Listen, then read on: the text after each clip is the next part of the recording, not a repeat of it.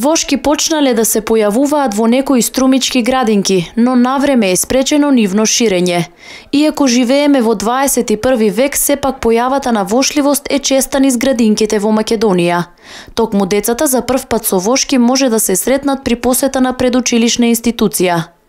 Периодов појава на вошки, освен кај дечињата во детските градинки, има и кај основците. Денес во редакцијата на телеканал А1 се јавија загрижени родители кои сметаат дека медиумите се добар канал да се упатат апели до родителите повеќе да внимаваат на хигиената на децата.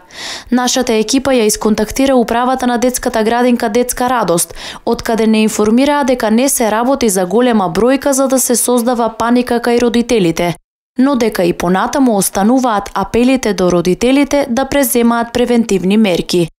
Но и покрај апелите на вработените во образовните институции, несовесноста на родителите доведува до побрзо ширење на овие мали инсекти меѓу децата. Од детските градинки не известуваат дека постојано им кажуваат на родителите редовно да ги проверуваат нивните деца и да ги исчистат од вошките пред да ги пратат во градинка.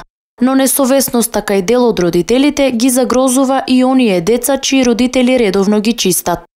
Вработените во детските градинки постојано им апелираат на родителите да внимаваат од појавата и ширењето на вошките меѓу децата. Меѓутоа, овие апели не допираат до свеста на сите родители. Тие велат дека појавата на вошки не е срамна, срамно е доколку не се презема ништо.